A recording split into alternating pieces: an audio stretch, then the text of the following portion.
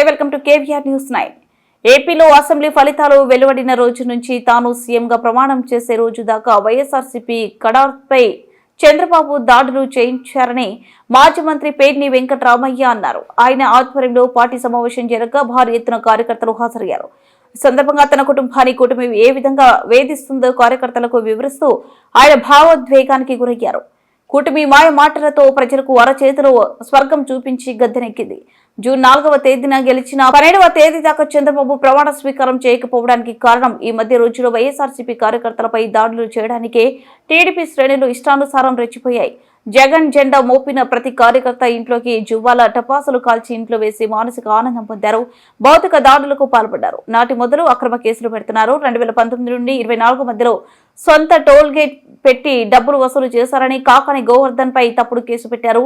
కొడాలి నాని బందర్లో ఎవరో తలలు పగలగొట్టారని కేసు పెట్టారు. ఇవన్నీ ఎలక్షన్లో మావులేనండి.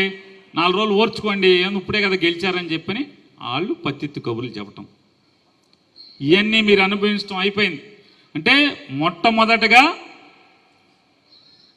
చంద్రబాబు నాయుడు 4వ తారీఖు గెలిచినప్పటికీ 12వ తారీఖు దాకా ఎందుకు ప్రమాణ స్వీకారం చేయలేదంటే, వైఎస్ఆర్ కాంగ్రెస్ పార్టీ జెండా మోసినోళ్ళల్లా మీ కక్ష ఉన్న చోటల్లా మీ ఇష్టం వచ్చింది చేసుకోండి, మొత్తం గవర్నర్ మీదకి ఎలక్షన్ కమిషన్ మీదకి వెళ్ళిపోతుంది, మన ఖాతాలోకి రాదు అనేటువంటి బరితెగింపు చంద్రబాబు నాయుడులో పవన్ కళ్యాణ్లో వచ్చింది. కాబట్టి ఇవాళ ఆ రకమైనటువంటి తప్పుడు ఆలోచనతో వాళ్ళ లక్ష్యం ముందుగా వైఎస్ఆర్ కాంగ్రెస్ పార్టీకి పేటలో గ్రామాల్లో జెండా మోసేవాడు ఉండకూడదు, భయపడి పారిపోవాలి, ఇంట్లోంచి జగన్ పేరు చెప్తే బయటికి రాకుండా ఉండాలి అనే లక్ష్యంగా వేటాడటం అయిపోయింది.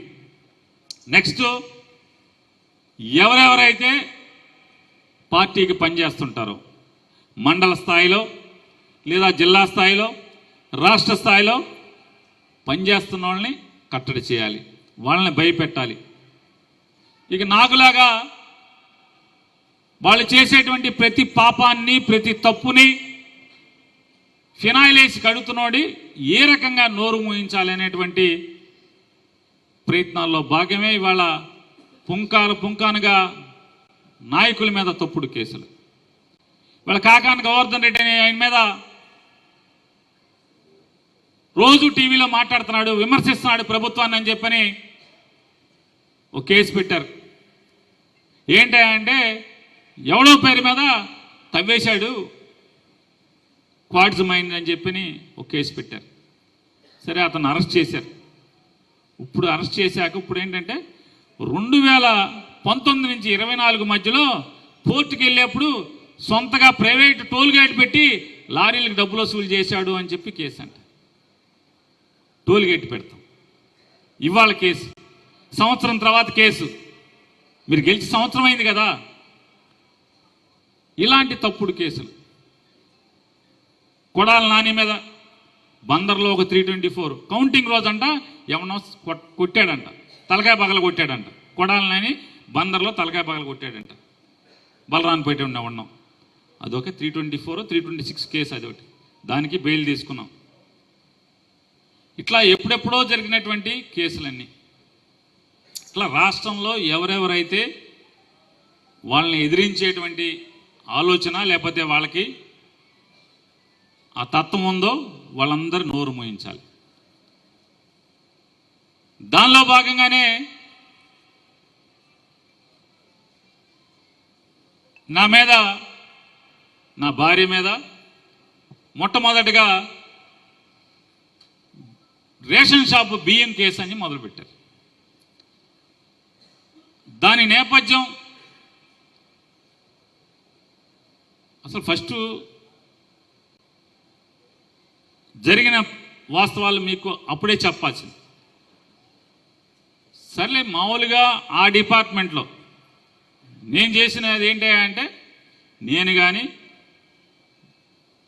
మా అత్తమామలు కానీ అందరం కలిసి 2 గోడౌన్లు కట్టాం అద్దెకి ఇవ్వటానికి. అద్దెకిచ్చి ఇవాళ కాకపోతే దాని అప్పు తీరిపోయాకైనా సరే మెల్లగా ఎన్నాళ్ళు తిరుగుతాం, కొన్నాళ్ళకి రిటైర్ అవ్వాల్సిందే కదా, పని చేయలేం, వ్యాపారం చేయలేం, ఏదున్నా నెలకింత డబ్బులు వస్తుంటే బండి నెడతామనేది ఆలోచన తప్పితే వేరే ఆలోచన లేదు. వాస్తవానికి దాంట్లో ఏంటంటే దానిలో ఏ తప్పు జరిగినా మనది ప్రభుత్వానిది, ఇద్దరిది జాయింట్ లైబిలిటీ, అంటే ఇద్దరిది బాధ్యతే, సమబాధ్యత.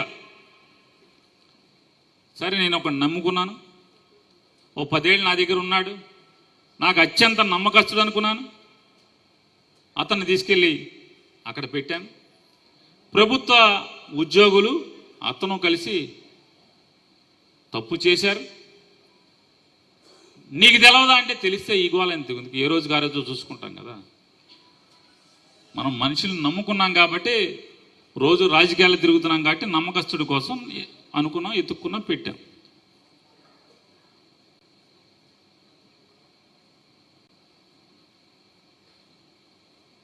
నా దగ్గరికి ఒకరోజు సడన్గా సాయంత్రం పూట వచ్చాడు, 7ంటికో 8ంటికో వచ్చి, అంటే అప్పటికేమైందంటే కొల్లు రవీంద్ర చంద్రబాబు నాయుడుతో మాట్లాడి గోడౌన్లు ప్రభుత్వం నుంచి ఖాళీ చేయించండి అని చెప్పని వెళ్ళి అడిగాడు. చంద్రబాబు నాయుడు బందరు వచ్చాడు, ఏదో మున్సిపాలిటీలో రోడ్లు ఊడ్చేవాళ్ళందరినీ కూడా టీటీడీలో మీటింగ్ పెట్టాడు. ఆ రోజు వాళ్ళ యూనిఫామ్లు వేసుకుని, ఏది మన శానిటేషన్లో వర్కర్లందరినీ కూడా పక్కన కూర్చోబెట్టుకుని టీ తాగటం, వాళ్ళతో కబుర్లు చెప్పడం. ఆ ఫోటో మళ్ళీ వెళ్ళిపోయింది. ఇక వాళ్ళకి జీతాలు వచ్చినాయా రావట్లేదా అది మీకు తెలుసు, భగవంతుడికి తెలుసు. ఆ రోజు ఫోటోకి మాత్రం స్వచ్ఛ భారత్ అని చెప్పని వచ్చి ఫోటో దిగి, ఆ రోజున ఆ గోడౌన్లు ఖాళీ చేయండి అని చెప్పని చంద్రబాబు చెప్పటం, వెంటనే వాళ్ళు శరవేగంగా దాంట్లో ఉన్న సరుకు అంతా కూడా బయటికి తోలుకునే పనిలో ఉన్నప్పుడు ఒకరోజు వచ్చాడు. సార్ షార్టేజ్ కనపడుతున్నాడు. షార్టేజ్ ఎందుకే అని చెప్పని గట్టిగా అరిచాను, ఎందుకు వస్తుంది షార్టేజ్ అయ్యి. సరే వెంటనే నాకు ఈ వ్యవహారం మీద పెద్ద అనుభవం లేక ఒక రైస్ మిల్లర్ని పిలిచి తీసుకునేది మొత్తం బస్తాలన్నీ లెక్కెట్టించాం. తేడా కనపడుతుంది, బాగా అందరినీ తిట్టి. రెండోది ఏంటంటే దాంట్లో నేను పెట్టుకున్నది ఎవరినాయా అంటే, నేనెవరిని ఉద్యోగానికి పిలిచిపెట్టల. ఒక ఆయన ఇక్కడే ఉన్నాడు, ఈ పేట ఆయన ఇబ్బందుల్లో ఉంటే ఓ రోజు వస్తే సరే అక్కడికి వెళ్ళి పని చేయమని చెప్పాను. ఇంకొక ఆయన వేముల గాంధీ గారు, ఆయనకి 2 కిడ్నీలు చెడిపోయి సావు బతుకుల్లోంచి బయటకు వచ్చి ఇల్లుకి ఇబ్బందిగా ఉందని నాకు కవర్ చేస్తే వాళ్ళ మనవరాలని దాంట్లో పనిచేయమని చెప్పాను. నాకు అవసరం ఉండి కాదు, జీతం ఇవ్వటం కోసం. నేను పెట్టుకున్నది వీళ్ళని, ఏ రోజు దాంట్లోకి వెళ్ళేవాడిని కాదు. అసలు అయిపోయింది. ఆ డిపార్ట్మెంట్లో షార్టేజ్ కనపడింది, వచ్చాడు, మనకు కూడా షార్టేజ్ తేడా కనపడింది. ఇతని మీద నాకు నమ్మకం, ఎందుకంటే దగ్గర దగ్గర మీ అందరికీ తెలుసు 2015లోనో ఇప్పుడు వచ్చాడు, 15లో 16లో వచ్చాడు. పాలిటెక్నిక్ ఫెయిల్ అయ్యి వచ్చాడు నా దగ్గరికి.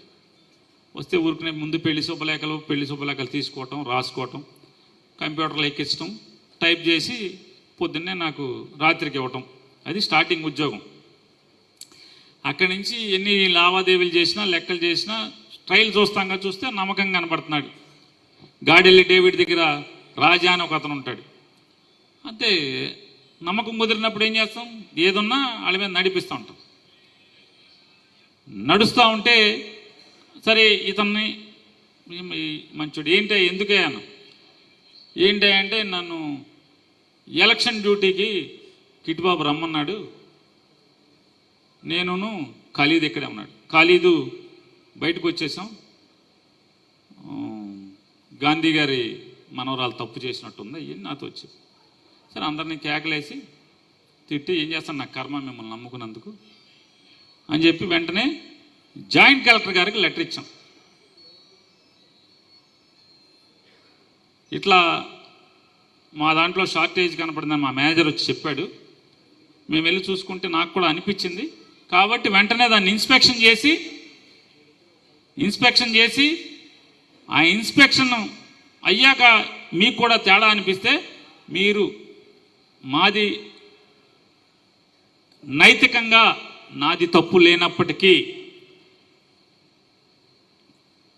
టెక్నికల్గా కూడా నాకే దాంట్లో మా మేనేజర్ని అపాయింట్ చేసుకున్నాం కాబట్టి నాకు సంబంధం లేనప్పటికీ కూడా జాయింట్ లైబిలిటీ ప్రభుత్వాన్ని మా దగ్గర పనిచేసే వాళ్ళది జాయింట్ లైబిలిటీ అయినప్పుడు కాబట్టి కూడా ప్రభుత్వానికి ప్రజల ఆస్తికి నష్టం జరగకూడదు కాబట్టి మీరు ఎంత కట్టమంటే